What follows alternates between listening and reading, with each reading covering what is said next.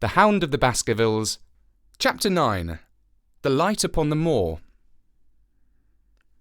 Baskerville Hall, October the 15th. My dear Holmes, if I was compelled to leave you without much news during the early days of my mission, you must acknowledge that I am making up for lost time, and that events are now crowding thick and fast upon us. In my last report, I ended upon my top note with Barrymore at the window. And now I have quite a budget already, which will, unless I am much mistaken, considerably surprise you. Things have taken a turn which I could not have anticipated. In some ways, they have within the last 48 hours become much clearer, and in some ways they have become more complicated. But I will tell you all, and you shall judge for yourself. Before breakfast, on the morning following my adventure, I went down the corridor and examined the room in which Barrymore had been in the night before. The western window through which he had stared so intently has, I noticed, one peculiarity above all other windows in the house. It commands the nearest outlook onto the moor. There is an opening between two trees, which enables one from this point of view to look right down upon it, while from all the other windows it is only a distant glimpse which can be obtained. It follows, therefore, that Barrymore, since only this window would serve the purpose, must have been looking out for something or somebody upon the moor. The night was very dark, so that I can hardly imagine how he could have hoped to see anyone. It had struck me that it was possible that some love intrigue was on foot. That would have accounted for his stealthy movements, and also for the uneasiness of his wife. The man is a striking-looking fellow, very well equipped to steal the heart of a country girl, so that this theory seemed to have some support to it. That opening of the door which I had heard after I had returned to my room might mean that he had gone out to keep some clandestine appointment. So I reasoned with myself in the morning, and I tell you the direction of my suspicions, however much the result may have shown that they were unfounded. But whatever the explanation of Barrymore's movements might be, I felt that the responsibility of keeping them to myself until I could explain them was more than I could bear. I had an interview with the baronet in his study after breakfast, and I told him all that I had seen. He was less surprised than I had expected. "I knew that Barrymore walked about nights. I had a mind to speak to him about it," said he. "2 or 3 times I've heard his steps in the passage, coming and going, just about the hour you name." "Perhaps, then, he pays a visit every night to that particular window," I suggested. "Perhaps he does. If so, we should be able to shadow him and see what it is that he's after." "I wonder what your friend Holmes would do if he were here." "I believe that he would do exactly what you suggest," said I. "He would follow Barrymore and see what he did." "Then we shall do it together." "But surely he would hear us." "The man is rather deaf, and in any case we must take our chance with that. We'll sit up in my room tonight and wait until he passes." Sir Henry rubbed his hands with pleasure, and it was evident that he hailed the adventure as a relief to his somewhat quiet life upon the moor. The baronet had been in communication with the architect who prepared the plans for Sir Charles, and with a contractor from London, so that we may expect great changes to begin here soon. There have been decorators and furnishers up from Plymouth, and it is evident that our friend has large ideas and means to spare no pains or expense to restore the grandeur of his family. When the house is renovated and refurnished, all that he will need will be a wife to make it complete. Between ourselves, there are pretty clear signs that this will not be wanting, if the lady is willing, for I have seldom seen a man more infatuated with a woman than he is with our beautiful neighbour, Miss Stapleton. And yet the course of true love does not run quite as smoothly as one would, under the circumstances, expect.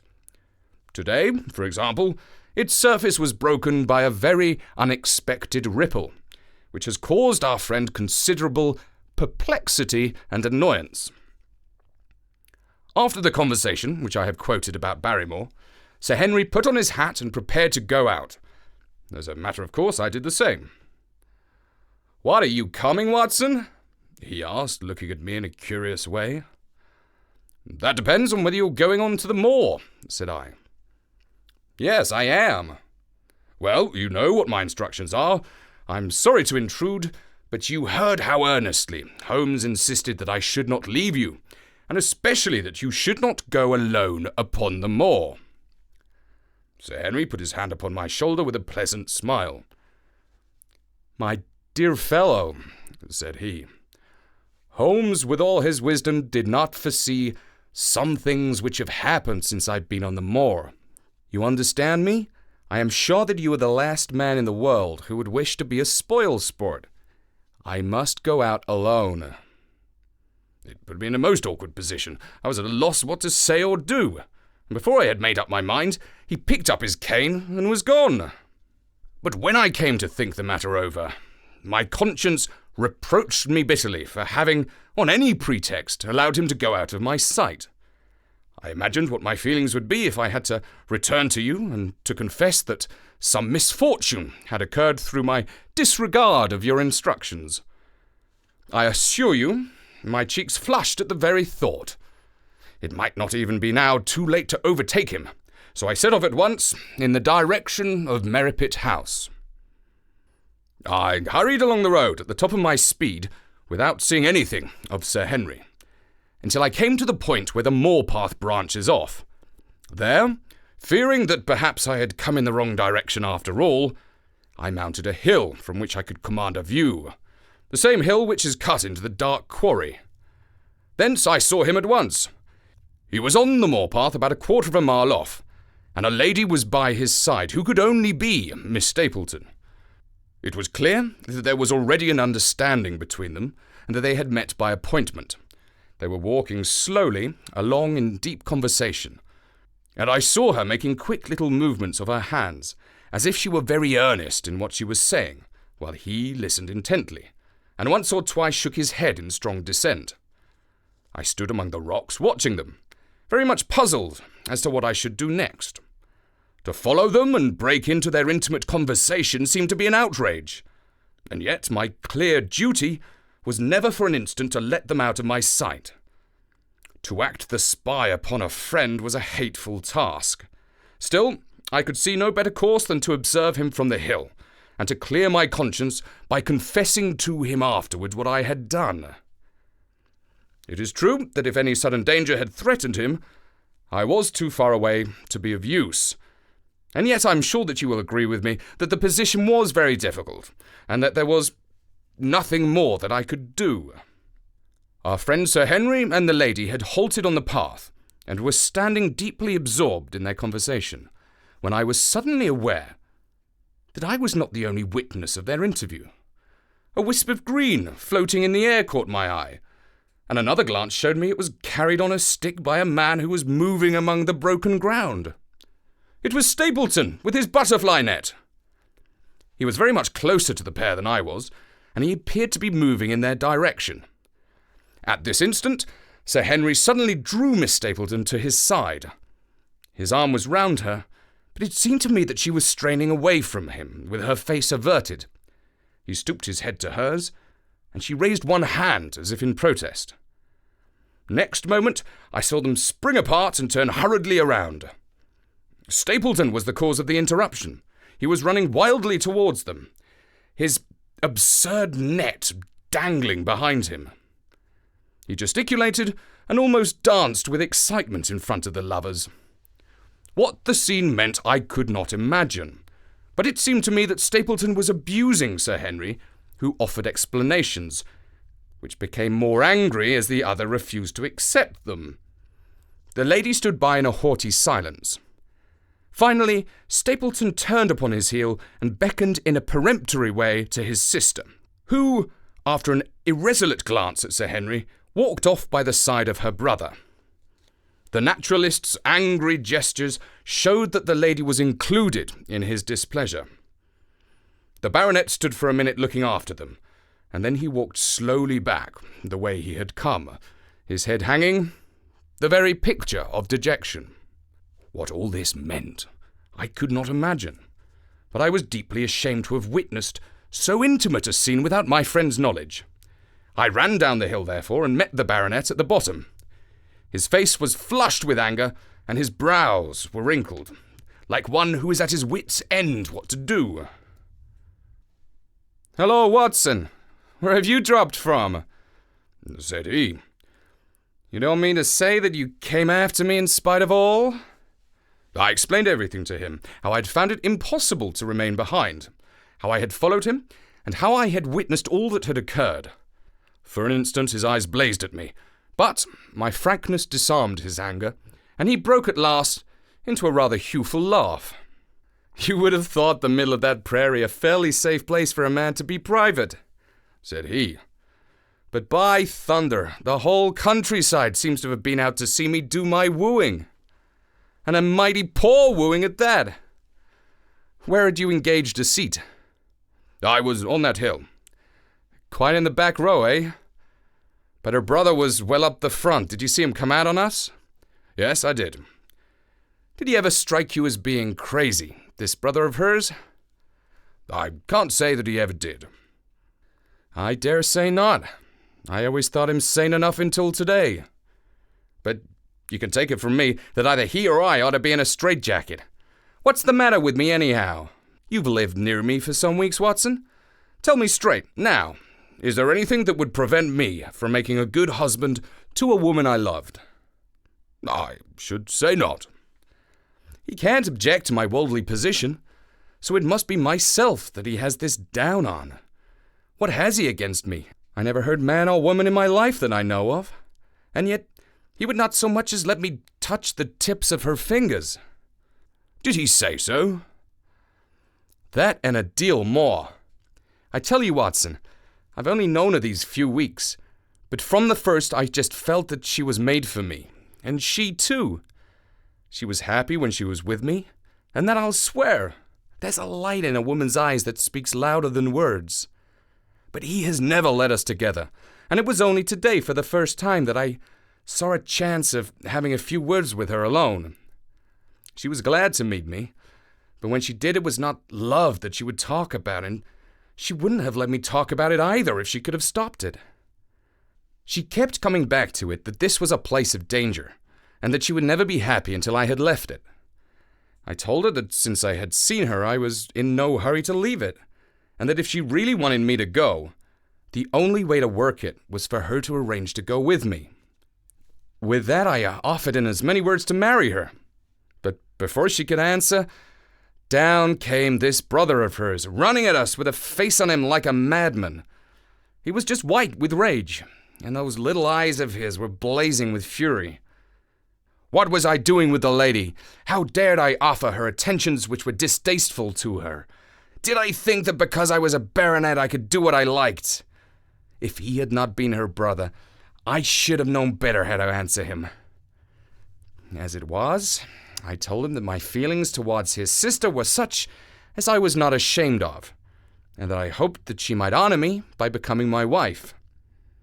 That seemed to make the matter no better, so then I lost my temper too, and I answered him rather more hotly than I should perhaps, considering that she was standing by. So it ended by his going off with her as you saw, and here I am, as badly puzzled a man as any in this county. Just tell me what it all means, Watson, and I'll owe you more than ever I can hope to pay." Well, I tried one or two explanations, but indeed I was completely puzzled myself. Our friend's title, his fortune, his age, his character, and his appearance are all in his favour, and I know nothing against him unless it be this dark fate which runs in the family. That his advances should be rejected so brusquely, without any reference to the lady's own wishes, and that the lady should accept the situation without protest, is very amazing. However, our conjectures were set at rest by a visit from Stapleton himself that very afternoon. He had come to offer apologies for his rudeness of the morning, and after a long private interview with Sir Henry in his study, the upshot of the conversation was that the breach is quite healed, and that we are to dine at Merripit House next Friday as a sign of it. I don't say now that he isn't a crazy man, said Sir Henry. I can't forget the look in his eyes when he ran at me that morning, but I must allow that no man could make a more handsome apology than he has done. Did he give any explanation of his conduct? His sister is everything in his life, he says. That is natural enough, and I am glad that he should understand her value. They have always been together, and according to his account, he has been a very lonely man, with only her as a companion, so that the thought of losing her was really terrible to him. He had not understood, he said, that I was becoming attached to her, but when he saw with his own eyes that it was really so, and that she might be taken away from him, it gave him such a shock that for a time he was not responsible for what he said or did. He was very sorry for all that had passed, and he recognized how foolish and how selfish it was that he should imagine that he could hold a beautiful woman like his sister to himself for her whole life. If she had to leave him, he had rather it was to a neighbor like myself than to anyone else. But in any case, it was a blow to him, and it would take him some time before he could prepare himself to meet it. He would withdraw all opposition upon his part if I would promise for 3 months to let the matter rest, and to be content with cultivating the lady's friendship during that time without claiming her love. This I promised, and so the matter rests.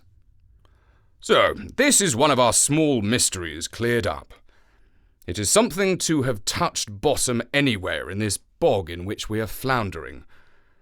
We now know why Stapleton looked with disfavour upon his sister's suitor, even when that suitor was so eligible a one as Sir Henry. And now I pass on to another thread which I have extricated out of the tangled skein, the mystery of the sobs in the night, of the tear-stained face of Mrs. Barrymore, of the secret journey of the butler to the western lattice window.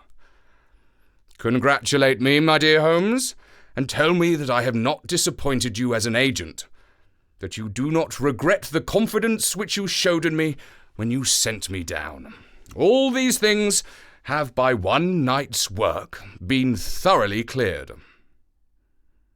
I have said by one night's work, but in truth it was by 2 nights' work, for on the first we drew entirely blank. I sat up with Sir Henry in his rooms until nearly 3 o'clock in the morning, but no sound of any sort did we hear, except the chiming clock upon the stairs. It was a most melancholy vigil, and ended by each of us falling asleep in our chairs. Fortunately, we were not discouraged, and we determined to try again. The next night, we lowered the lamp and sat smoking cigarettes without making the least sound. It was incredible how slowly the hours crawled by, and yet we were helped through it by some sort of patient interest which the hunter must feel as he watches the trap in which he hopes the game may wander. 1 struck, and 2, and we had almost for the second time given it up in despair, when, in an instant, we both sat bolt upright in our chairs, with all our weary senses keenly on the alert once more. We had heard the creak of a step in the passage. Very stealthily, we heard it pass along, until it died away in the distance. Then the baronet gently opened his door, and we set out in pursuit. Already our man had gone down round the gallery, and the corridor was all in darkness. So softly we stole along, until we had come into the other wing.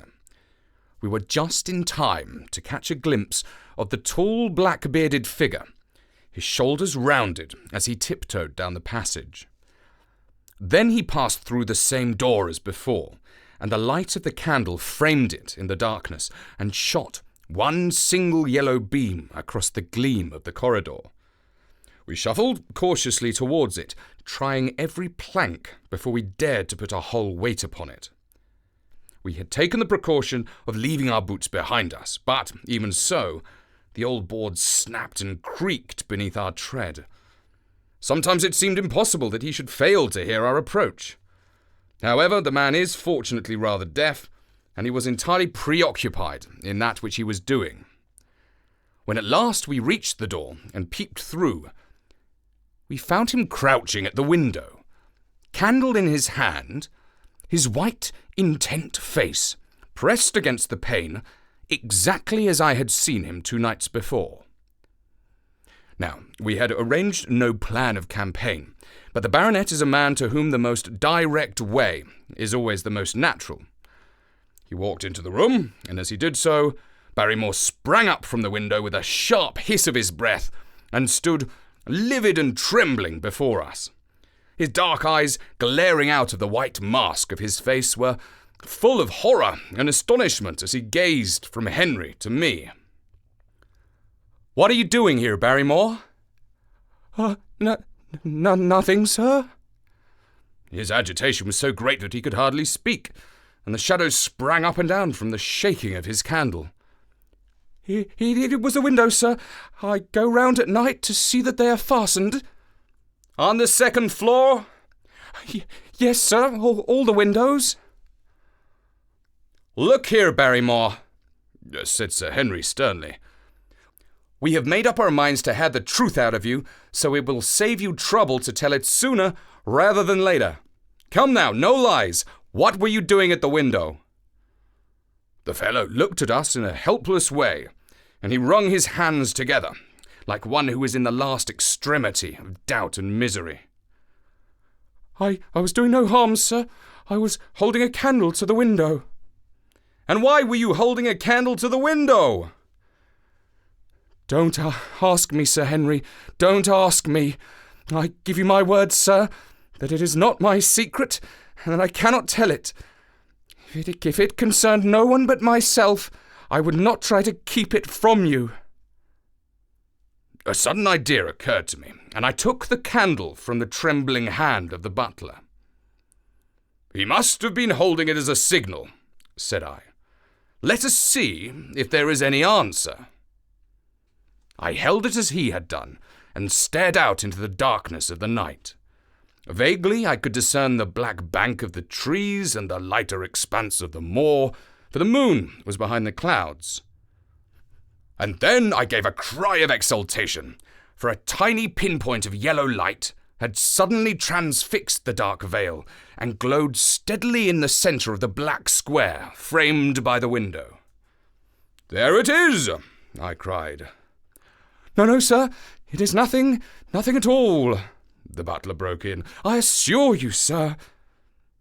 "Move your light across to the window, Watson," cried the baronet. "See, the other moves also. Now, you rascal, do you deny that it is a signal? Come, speak up. Who is your confederate out yonder, and what is this conspiracy that is going on?" The man's face became openly defiant. "It is my business and not yours. I will not tell." "Then you leave my employment right away." "Very good, sir, if I must." "And you go in disgrace. By thunder, you may well be ashamed of yourself. Your family has lived with mine for over 100 years under this roof, and here I find you deep in some dark plot against me?" No, sir, not against you."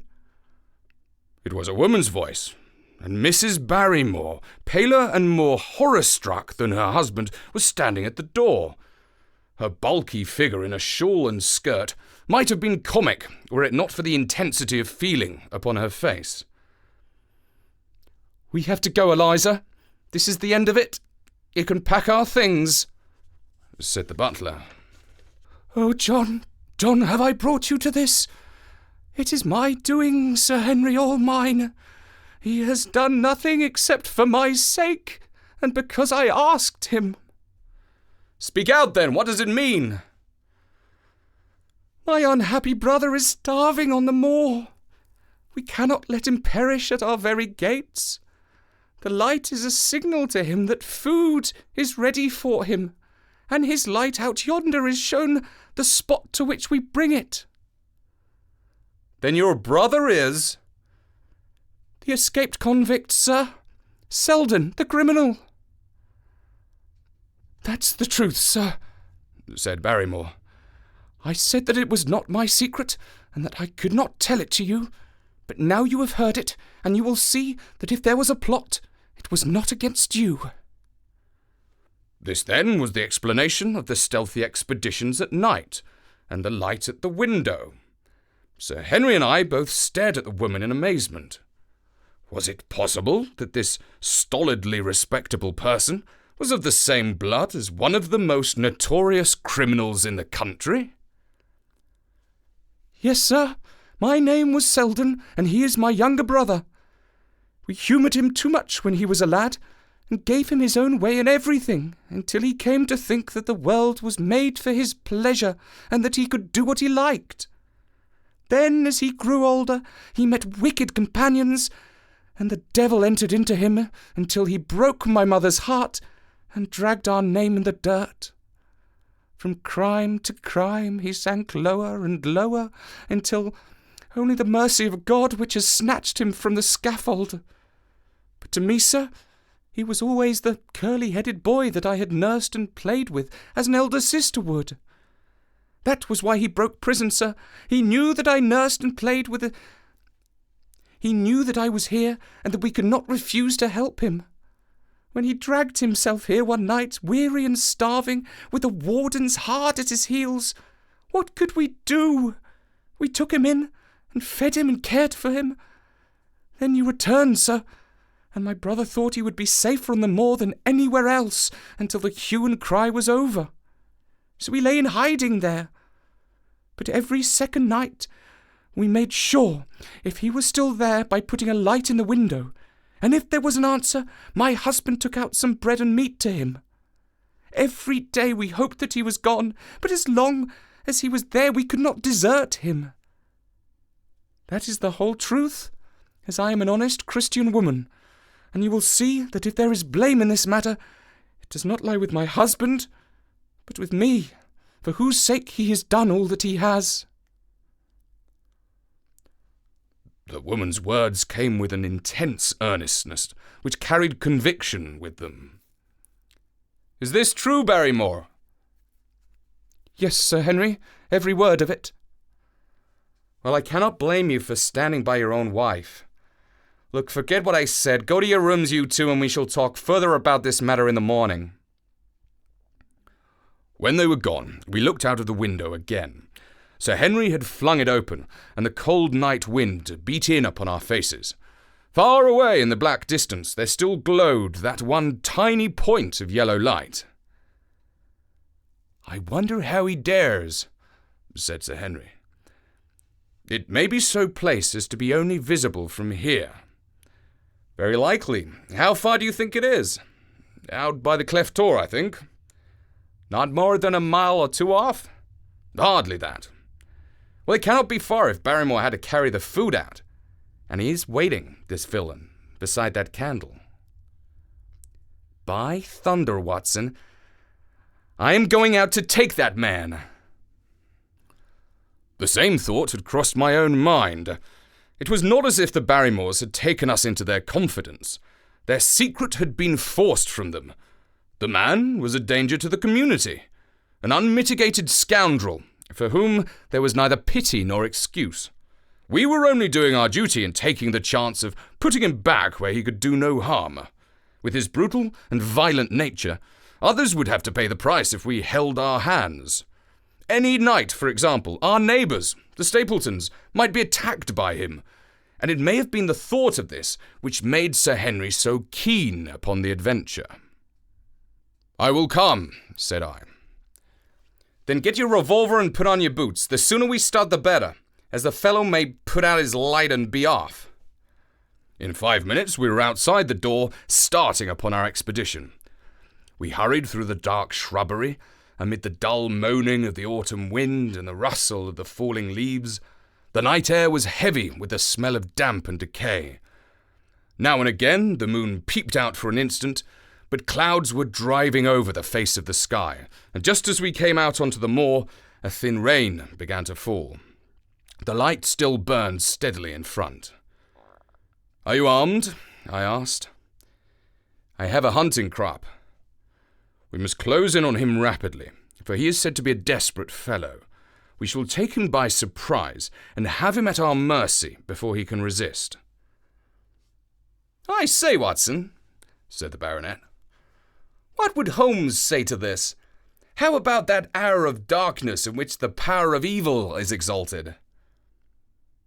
As if in answer to his words, there rose suddenly, out of the vast gloom of the moor, that strange cry which I had already heard upon the borders of the great Grimpen Mire. It came with the wind through the silence of the night, a long, deep mutter, and then a rising howl, and then the sad moan in which it died away. Again and again it sounded, the whole air throbbing with it, strident, wild, and menacing. The baronet caught my sleeve, and his face glimmered white through the darkness. "My God, what's that, Watson?" "I don't know. It's a sound they have on the moor. I heard it once before." It died away, and an absolute silence closed in upon us. We stood straining our ears, but nothing came. "Watson," said the baronet, "it was the cry of a hound." My blood ran cold in my veins, for there was a break in his voice which told of the sudden horror which had seized him. "What did they call this sound?" he asked. "Who?" "The folk on the countryside." "Oh, they are ignorant people. Why should you mind what they call it?" "Tell me, Watson, what did they say of it?" I hesitated, but could not escape the question. "They say it is the cry of the hound of the Baskervilles." He groaned and was silent for a few moments. "A hound it was," he said at last, "but it seemed to come from miles away, over yonder, I think." "It was hard to say whence it came." "It rose and fell with the wind. Isn't that the direction of the great Grimpen Mire?" "Yes, it is." "Well, it was up there. Come now, Watson. Don't you think yourself that it was the cry of a hound? I am not a child. You need not fear to speak the truth." "Stapleton was with me when I heard it last. He said that it might be the calling of a strange bird." No. It was a hound. My God, can there be some truth in all these stories? Is it possible that I am really in danger from so dark a cause? You don't believe it, do you, Watson?" No. "And yet it was one thing to laugh about it in London, and it is another to stand out here in the darkness of the moor and to hear such a cry as that. And my uncle, there was the footprint of the hound beside him as he lay. It all fits together. I don't think that I'm a coward, Watson, but that sound seemed to freeze my very blood. Feel my hand." It was as cold as a block of marble. "You'll be all right tomorrow." "I don't think I'll get that cry out of my head. What do you advise that we do now?" "Shall we turn back?" "No, by thunder! We have come out to get our man, and we will do it. We are after the convict, and a hellhound, as likely as not, is after us. Come on! We'll see it through if all the fiends of the pit will loose upon the moor." We stumbled slowly along in the darkness, with the black loom of the craggy hills around us and the yellow speck of light burning steadily in front. There is something so deceptive as the distance of a light upon a pitch-dark night, and sometimes the glimmer seemed to be far away upon the horizon, and sometimes it might have been within a few yards of us. But at last we could see whence it came, and then we knew that we were indeed very close. A guttering candle was stuck in a crevice of the rocks, which flanked it on each side so as to keep the wind from it, and also to prevent it from being visible, save in the direction of Baskerville Hall. A boulder of granite concealed our approach, and crouching behind it, we gazed over it at the signal light. It was strange to see this single candle burning there in the middle of the moor, with no sign of life near it. Just the one straight yellow flame, and the gleam of the rock on each side of it. "What shall we do now?" whispered Sir Henry. "Wait here. He must be near his light. Let us see if we can get a glimpse of him." The words were hardly out of my mouth when we both saw him. Over the rocks, in the crevice of which the candle burned, there was thrust out an evil yellow face, a terrible animal face, all seamed and scored with vile passions, foul with mire, with a bristling beard, and hung with matted hair. It might well have belonged to one of those old savages who dwelt in the burrows on the hillsides. The light beneath him was reflected in his small, cunning eyes, which peered fiercely to right and left through the darkness like a crafty and savage animal who has heard the steps of his hunters. Something had evidently aroused his suspicions. It may have been that Barrymore had some private signal which we had neglected to give, or the fellow may have had some other reason for thinking that all was not well. But I could read his fears upon his wicked face. Any instant he might dash out the light and vanish in the darkness. I sprang forward, therefore, and Sir Henry did the same. At the same moment, the convict screamed out a curse at us and hurled a rock which splintered up against the boulder which had sheltered us. I caught one glimpse of his short, squat, strongly built figure as he sprang to his feet and turned to run. At the same moment, by a lucky chance, the moon broke through the clouds. We rushed over the brow of the hill, and there was our man, running with great speed down the other side, springing over the stones in his way, with the activity of a mountain goat. A lucky long shot of my revolver might have crippled him, but I had brought it only to defend myself, if attacked, and not to shoot an unarmed man who was running away. We were both swift runners and in fairly good training, but we soon found that we had no chance of overtaking him. We saw him for a long time in the moonlight until he was only a small speck moving swiftly among the boulders upon the side of a distant hill. We ran and ran until we were completely blown, but the space between us grew ever wider. Finally we stopped and sat panting on two rocks, while we watched him disappearing into the distance. And it was at this moment that there occurred a most strange and unexpected thing. We had risen from our rocks and were turning to go home, having abandoned the hopeless cause. The moon was low upon the right, and the jagged pinnacle of a granite tor stood up against the lower curve of its silver disk. There, outlined as black as an ebony statue on that shining background, I saw a figure of a man upon the tor. Do not think that it was a delusion, Holmes.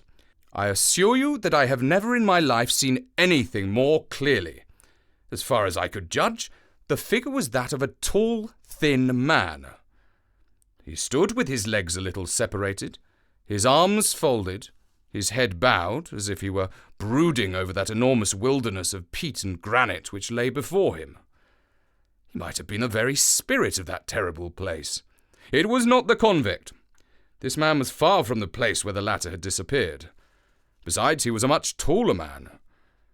With a cry of surprise, I pointed him out to the baronet, but in the instant during which I had turned to grasp his arm, the man was gone. There was the sharp pinnacle of granite still cutting the lower edge of the moon, but its peak bore no trace of that silent and motionless figure. I wished to go in that direction and to search the tor, but it was some distance away. The baronet's nerves were still quivering from that cry, which recalled the dark story of his family, and he was not in the mood for fresh adventures. He had not seen this lonely man upon the tor, and could not feel the thrill which his strange presence and his commanding attitude had given to me. "A warder, no doubt," said he. "The moor has been thick with them since this fellow escaped." Well, perhaps his explanation might be the right one, but I should like to have some further proof of it. Today, we mean to communicate to the Princetown people where they should look for their missing man. But it is hard lines that we have not actually had the triumph of bringing him back as our own prisoner. Such are the adventures of last night. And you must acknowledge, my dear Holmes, that I have done you very well in the matter of a report. Much of what I tell you is no doubt quite irrelevant, but still I feel that it is best that I should let you have all the facts, and leave you to select those which will be of most service to you in helping you to your conclusions. We are certainly making some progress. So far as the Barrymores go, we have found the motive of their actions, and that has cleared up the situation very much. But the moor, with its mysteries and its strange inhabitants, remains as inscrutable as ever. Perhaps in my next I may be able to throw some light upon this also. Best of all would be if you could come down to us. In any case, you will hear from me again in the course of the next few days. The Hound of the Baskervilles is read by me, Richard Scott.